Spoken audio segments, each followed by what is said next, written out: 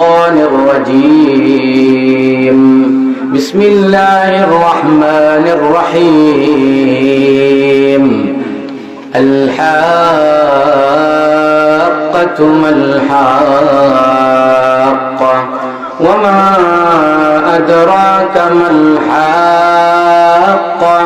كذبت ثمود وعاد بالقارعة فأما ثمود فأهلكوا بالطاغية وأما عاد فأهلكوا بريح صرصر عاتية سخرها عليهم 7 ليال و8 أيام حسوما فترى القوم فيها صرعى كأنهم أعجاز نخل خاوية فهل ترى لهم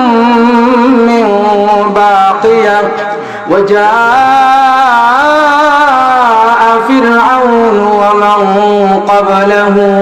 والمؤتفكات بالخاطئة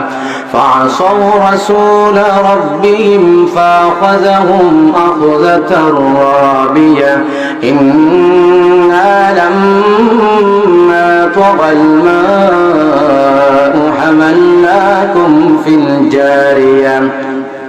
لنجعلها لكم تذكرة وتعيها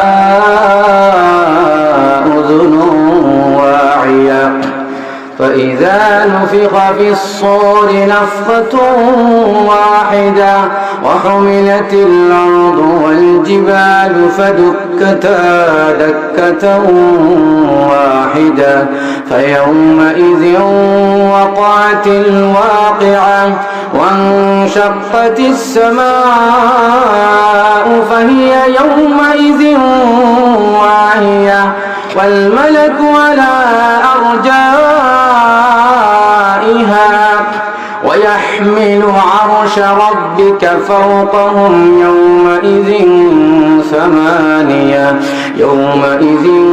تعرضون لا تخفى منكم خافية فأما من أوتي كتابه بيمينه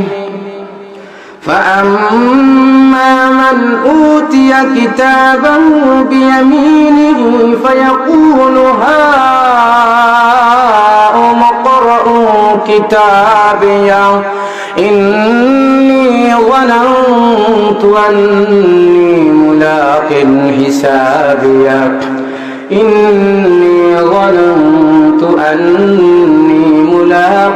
حسابيه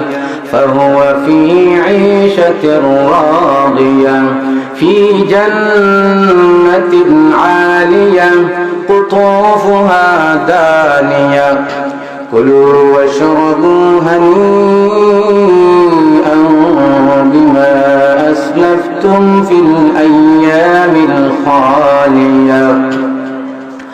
وأما من أوتي كتابه بشماله فيقول يا ليتني لم أوت كتابيه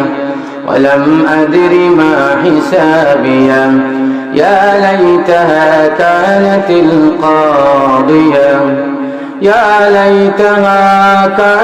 القاضية ما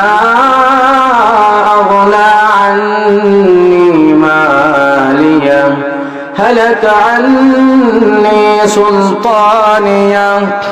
هلك عني سلطانيه خذوه فغلوه ثم الجحيم صلوه ثم في سلسلة ذرعها 70 ذراعا فاسلكوه إنه كان لا يؤمن بالله العظيم ولا يحض على طعام المسكين فليس له اليوم هاهنا حميم ولا طعام المسلمين لا يأكله إلا الخاطئون فلا أقسم بما تبصرون وما لا تبصرون فلا أقسم بما تبصرون وما لا تبصرون إنه لقول رسول كريم وما هو بقول شاعر قليلا ما تؤمنون ولا بقول كاهن قليلا ما تذكرون تنزيل